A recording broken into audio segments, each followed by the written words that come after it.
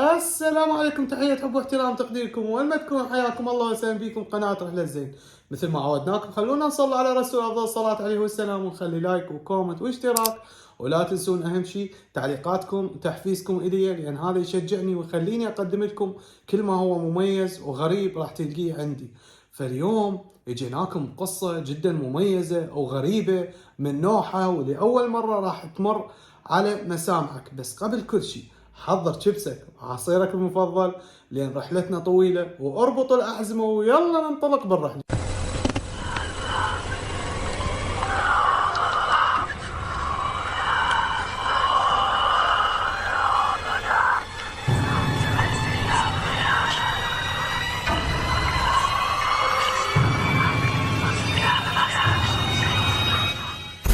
شباب، رحلتنا اليوم حتكون اني جاي اسرج، وفجأة اجت عيني على موقع جدا غريب، ومن غرابته ظليت متعمق بي واسرج عن القصص اللي سمعتها بي. حماتين صدمتني اكثر واكثر، وخلتني انه اروح ابحث اكثر بهذا الموضوع. فاليوم جايكم ويا موقع انعرف باسم موقع ريدت. هذا الموقع جدا غريب، لأن الناس هناك تتناول به بعض القضايا الموجودة الخفية والقديمة، واللي صارت واللي ما إلها أي تفسير من الغموض اللي موجود. والصراحة جت عيني على أول قصة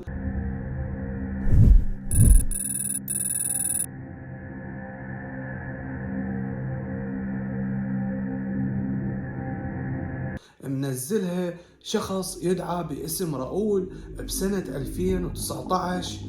هذا الشخص كان ناشر صورة انه كان عنده عبارة عن تلفزيون او شاشة ذكية سمارت، اللي تعرفون احنا بكل وقت نستخدمها وموجودة حاليا عندنا، والاكثرية يستخدمونها انه يطلعون على اشياء او يباعون على اليوتيوب او يصفحون بها او يشوفون مسلسلات او بعض الاشياء.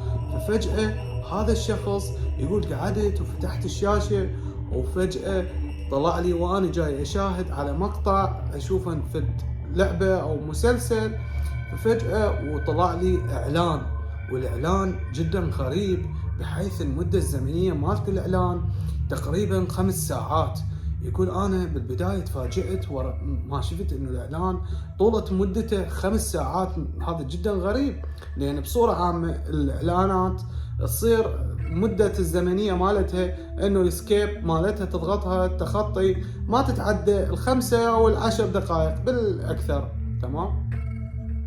فيقول بعد ما شفت الاعلان طويل ظليت انتظر وقاعد، فطلع بالاعلان شيء جدا غريب بعد اكثر، انه طلعت بنية ولابسة عبارة عن قميص وردي وواقفة باتجاهي، يعني نظرها الي مباشرة. يقول فجأة واني انتظر يدخل علي ابوي، وابوي ظل صافن على الشيء اللي شافه بالشاشة.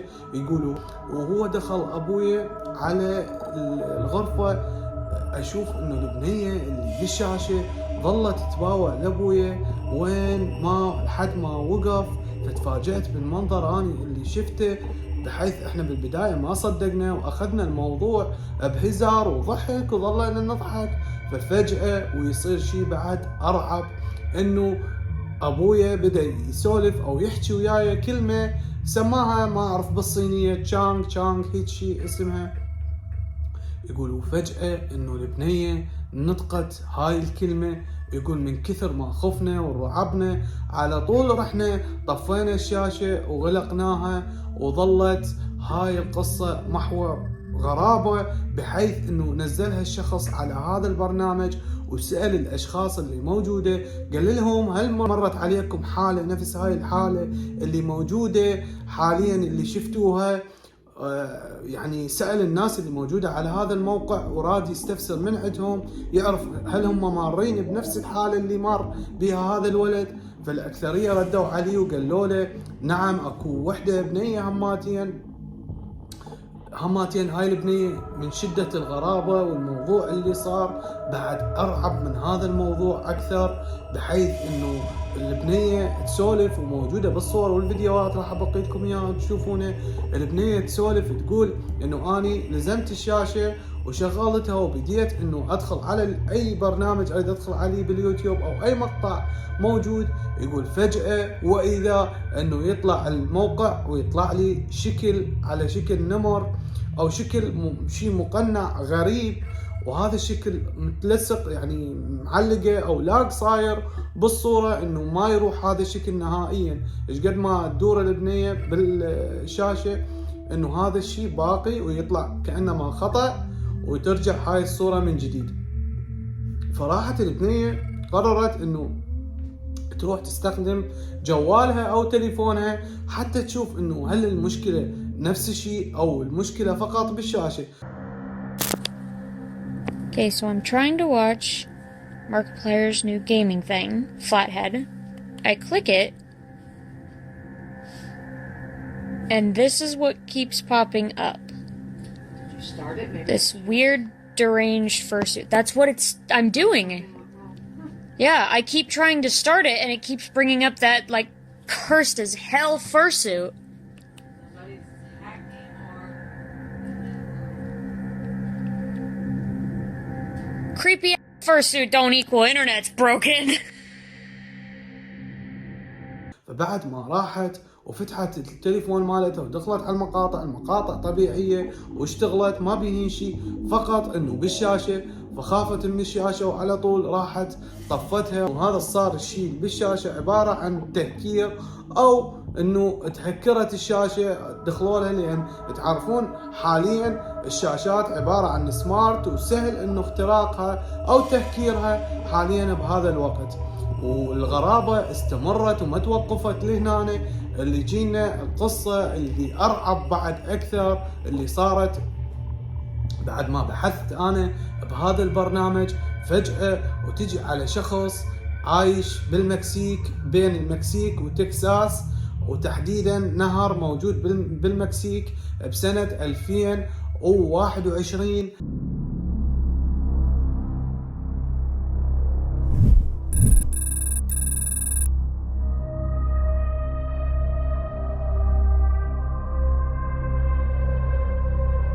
فجأة هذا الشخص ويشوف جسم موجود على الماء عائم دا يمشي ومربوط بقطعة يعني شكله جدا غريب، بحيث الجسم عباله اول ما شافه وحط عينه عليه فجأة شاف الجسم انه عباله انه بشر او تعرفون شنو موجود، فراح على طول وسحب هذا الجسم وطلعه وشاف انه هاي المفاجأة اللي موجودة بهذا الجسم.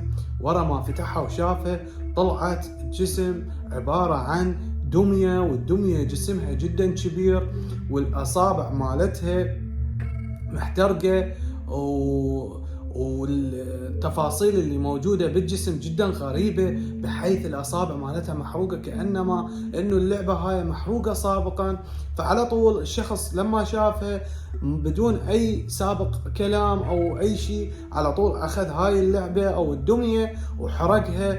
فتفاجئوا من التصرف اللي سواه بعد ما نزل صورة هذا الشخص وسألهم، قال لهم هل تعرفون شيء عن هاي الدمية؟ الأكثرية ماكو، فقط اجا تعليق واحد انه قال له انه هذا الشيء، انه هاي الدمية بعد ما بحثوا عنها وسألوا عنها وجاوبوا بعض الاشخاص اللي موجودين بموقع ريدت، قالوا له انه هاي الدمية عبارة عن دمية ملعونة يسوون عليها السحر الاسود اللي مشهور بكوبا، ويسمون يطلقون عليها طقوس السنتايا او السنتايا على ما اظن. وهاي الطقوس يسوونها عبارة كأنما طقوس اللي تعرفونها اللي قلت لكم عليها، يسوون تضحية او هاي الامور اللي موجودة. فموضوع جدا غريب، واني جاي ابحث بهاي الصورة هماتين اجت على عيني صورة، والصورة راح اراويك اياها. بالبداية راح يتقشعر جسمك لان راح تنصدم بالشيء اللي راح تشوفه من شدة غرابته. وهالشيء انه الصراحة يعني مجرد ما راح تشوفه انت راح تحس انه بشعور لا ارادي. راح ابقي لك الصورة وارجع لك مرة ثانية واقول لك شنو هاي الصورة اللي بيها، فشوف الصورة وتعالي.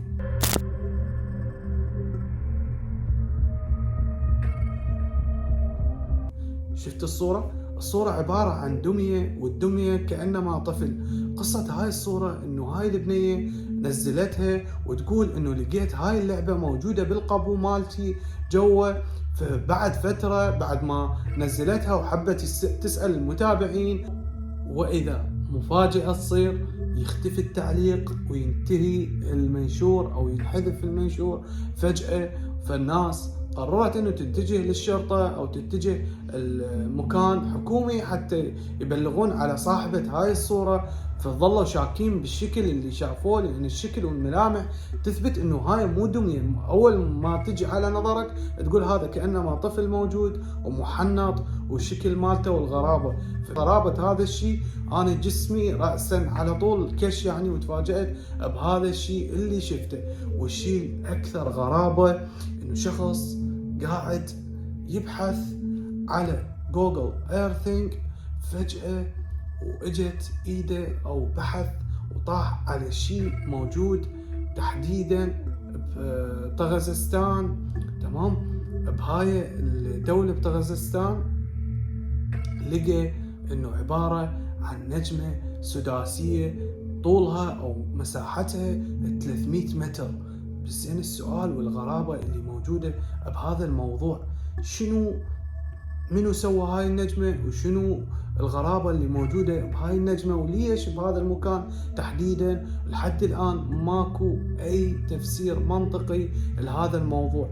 والشيء الأقوى من هذا إنه أكو شخص يوتيوبر قرر إنه يوم من الأيام يدخل بتحدي، وكان هذا اليوتيوبر جدا يحب إنه يغامر ويدخل بتحديات ويا المتابعين. فقرر انه يروح ويصور بكهف، والكهف هذا حذروه من عنده، قالوا له هذا الكهف جدا منعون، لا تدخل له، اذا دخلت له مستحيل راح تخرج من عنده. ففجأة واذا يدخل هذا الكهف وياه كاميرات وصور شيء، ففجأة ما لقوا نهائيا، لقوا فقط بعد ما بحثوا عنه اكثر من شهر عن هذا الشخص اللي طب، ما لقوا نهائيا، لقوا فقط جثة موجودة، ولقوا ملامح وجهه جدا غريبة وموته، بحيث رسموا ان الشكل مالت الوجه مالته رسموه انه شكله جدا مرعب وكأنما خايف من شيء.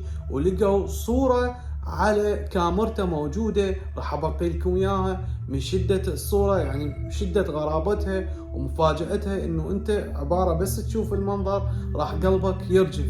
والمفاجأة الاقوى اللي شفتها اني بهذا البرنامج انه قصة سكوت، ولد اسمه سكوت.